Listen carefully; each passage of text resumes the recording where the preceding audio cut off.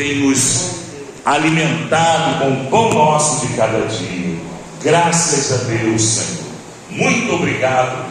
E até aqui o Senhor tem nos sustentado nas suas mãos poderosas. Continue, Senhor, abençoando esse ministério.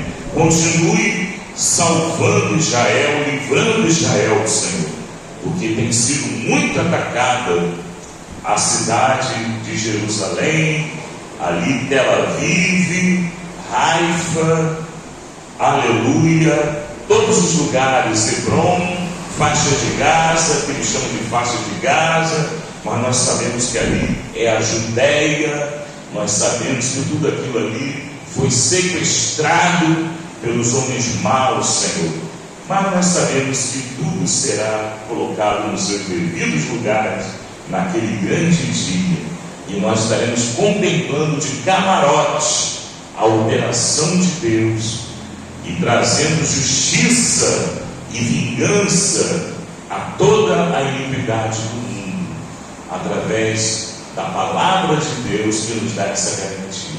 Obrigado, Senhor, pela nossa família, obrigado pela minha família, obrigado pela família dos irmãos, Senhor. Amém. Irmãos, que Deus abençoe. Coloque dentro da salva, cantando: quem ajuda com alegria, lá no céu brilhará, lá no céu brilhará, lá no céu. Vamos abrir a nossa Bíblia. Você que trouxe a Bíblia, o crente fiel, ele sempre carrega a Bíblia. O missionário Davi Miranda falou: você está andando desarmado? O crente não pode andar desarmado, né? Desarmado como assim? Eu não tenho porte de arma. Não é o porte de arma humano. É a Bíblia Sagrada que é a nossa arma, né? A Bíblia, ela é a espada cortante, e nós precisamos andar com a Bíblia, né? Vamos orar, vamos ler o texto sagrado e vamos orar para Deus ele mandar o povo, né? Despertar o povo, né? Da preguiça, né? Aí começa a ficar doente, né? O povo começa a ficar doente porque tem preguiça. E a Bíblia diz lá em Provérbios, capítulo 6, versículo 6, que nós não podemos ser preguiçosos, né? Vai ter com a formiga, um animal trabalhador, né? Vai ter com a formiga preguiçoso. E nós precisamos ter, né, o sentimento da responsabilidade com o nosso dever. Vamos ler aqui em Mateus, primeiro evangelho do Novo Testamento. Estamos aqui na igreja pentecostal dos Amores de Lagoinha, e a nossa Bíblia, ela está sendo folheada no Evangelho de Mateus, capítulo 23. Vamos ler aqui em Mateus, capítulo 23, versículo 1. Aleluia! Jesus censura os escribas. Vamos ler o texto. É o primeiro evangelho, é fácil de achar, né? Capítulo 23, versículo de número 1. 15 minutos a gente espera. Vamos lá. E então falou Jesus à multidão e aos seus discípulos, dizendo: na cadeira de Moisés estão assentados os escribas e fariseus. Observai, pois, e praticai tudo o que vos disserem, mas não procedais em conformidade com as suas obras, porque dizem e não praticam. Pois atam fardos pesados e difíceis de suportar, e os põem aos ombros dos homens. Eles, porém, nem com o dedo querem movê-los, e fazem todas as obras a fim de serem vistos pelos homens. Pois trazem largos filactérios e alargam as franjas dos seus vestidos. Só até aí. Vamos orar. Senhor meu Deus e meu Pai, 10 minutos, Senhor, de meditação nesta palavra é o suficiente para que nós sejamos edificados, Pai. Fala, Espírito Santo, nesses 10 minutinhos que antecede ao término desse trabalho, Pai, nessa terça-feira, em nome de Jesus. Amém. Podemos assentar. Pode bater palmas alegres para Jesus. Aleluia, aleluia. Irmãos, essa passagem, é claro, essa passagem ela foi direcionada à liderança, né? Os homens que detinham a liderança no ensinamento. E Jesus, ele trouxe esse sinal de alerta, porque tudo que foi escrito, tudo que foi revelado na Bíblia, isso diz respeito a nós. E os responsáveis em anunciar a palavra, eles têm o compromisso de anunciar a palavra. Mas aqueles que ouvem a palavra devem sempre manter a sua atenção no foco principal, que é a palavra. Quem está entendendo, diga amém. Porque se nós observarmos a vida, a atitude, o procedimento daqueles que anunciam muitas vezes a palavra, que abre igreja por esse mundo afora, como a gente estava mencionando, né? Lá na Coreia do Sul existe a maior igreja evangélica do mundo. Mas, irmãos, o que isso adianta se o testemunho, se o procedimento, se os atos daqueles que anunciam o evangelho, eles estão na contramão daquilo que eles pregam? Vai passar luta, vai ou não vai? Vai passar luta. O próprio Senhor Jesus, ele disse: olha, não queiram ser mestres para que não venhais sofrer mais duro juízo. Aquele que anuncia a palavra, ele tem compromisso para não escandalizar aqueles que ouvem a palavra. Quem está entendendo, diga amém.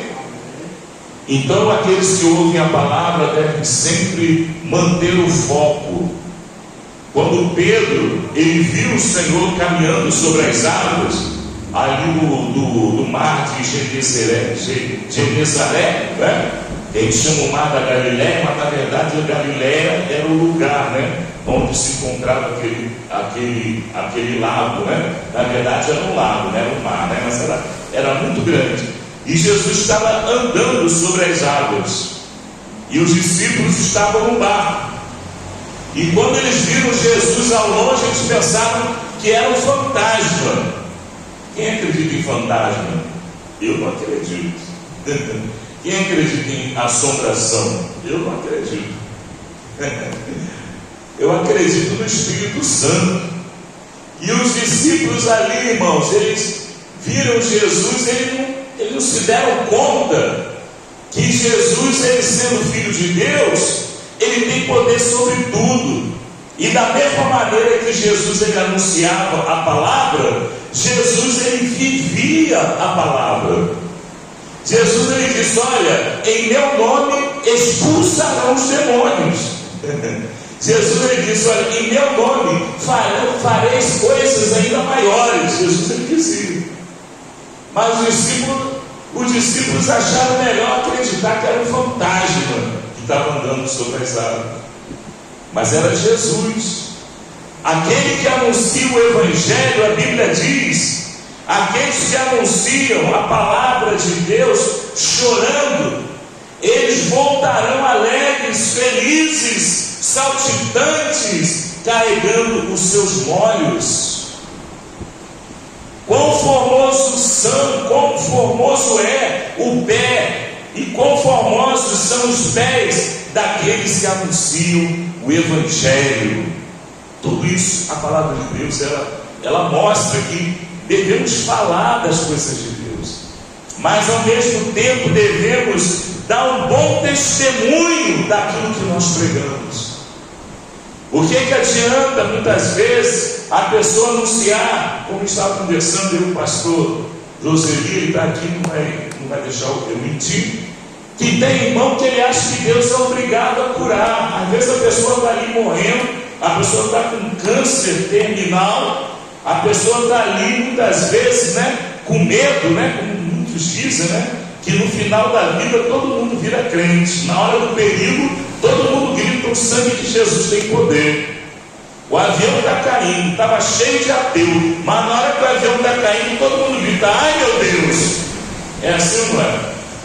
Então, irmãos, acontece que o crente não pode obrigar Deus a nada. Ele tem que dar um bom testemunho, ele tem que ser submisso, e a palavra dele não pode cair por terra, porque se a palavra dele, se a autoridade que Deus ele concede ao servo de Deus, à serva de Deus, se essa palavra cair por terra, quem vai ser envergonhado vai ser o evangelho. Aí o irmão disse lá que fulano ia ser curado, não é isso? Fulano ia ser curado, mas Deus não tinha revelado nada. A pessoa quis falar algo, quis colocar o Espírito Santo ali, encostar o Espírito Santo na parede, assim, ó, tá vendo? Eu estou dizendo que vai ser curado. Se eu não curar, ó, quem vai passar vergonha não vai ser eu, vai ser o Senhor. Está certo isso, igreja? Está errado, claro que não. Então o testemunho, ele tem que coadunar com a palavra que está sendo pregada. E Jesus, ele estava andando sobre as águas, e os discípulos ali acharam que era um fantasma. Mas por quê? Eles duvidaram. O único que percebeu, foi Pedro. E Jesus, ele disse: Pedro, vem até mim. E Pedro, ele foi caminhando sobre as águas, igualzinho a Jesus.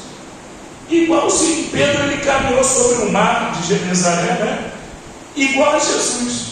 Mas quando Pedro deixou de olhar para Jesus, Pedro, ele começou a olhar para o vento, olhar para a chuva, olhar para a tempestade, ele começou a afundar. E aí Pedro afundando, Jesus, ele teve que correr, para socorrer a incredulidade de Pedro. E Jesus disse: homem de pouca fé, por que duvidaste? Você está entendendo? A palavra de Deus, ela é um testemunho da vontade de Deus. Se o pregador, ele prega, mas ele não crê, ele está simplesmente sendo como uma nuvem sem água, uma nuvem seca, uma nuvem que não traz chuva, uma nuvem inútil, porque a terra precisa da chuva, as plantas precisam da chuva. A chuva é uma bênção. A chuva serôdia, a chuva temporã é uma bênção. Deus, ele refresca a terra.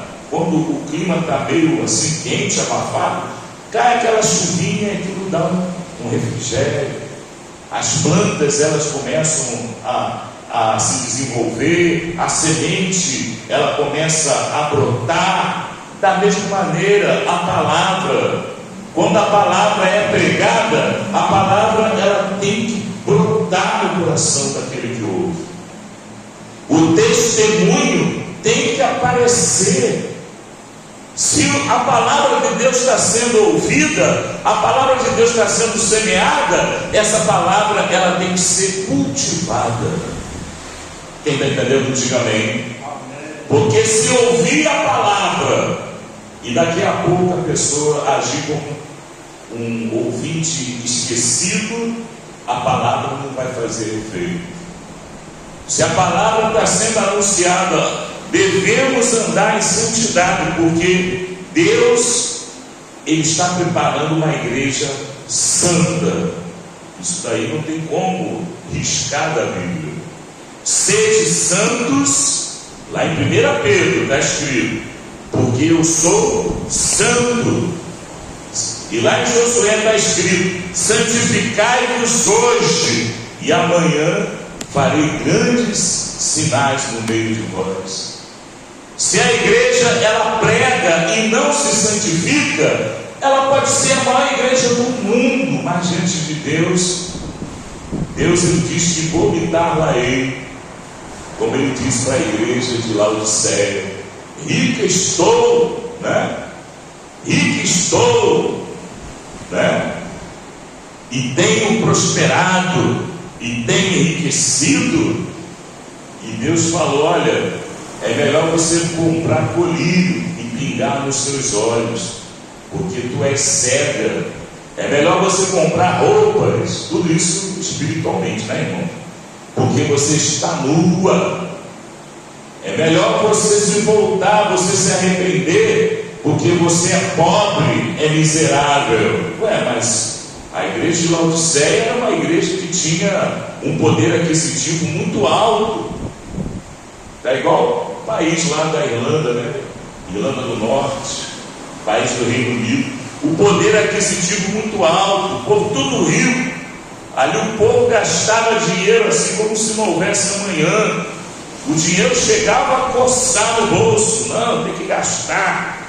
Depois, quando chegar no final do mês, vai vir tudo multiplicado. Eu sou rico, tenho enriquecido. E Deus está dizendo: você é pobre, você é miserável. A igreja lá na Irlanda, irmão, está se transformando em boteco. Você chega lá no Reino Unido, os lugares onde o povo buscava Deus, onde John Wesley fazia lá a escola bíblica dominical. Foi ele que começou esse negócio de escola bíblica dominical, e depois ele trouxe para os Estados Unidos, né, o trabalho, porque sem a palavra o povo se corrompe.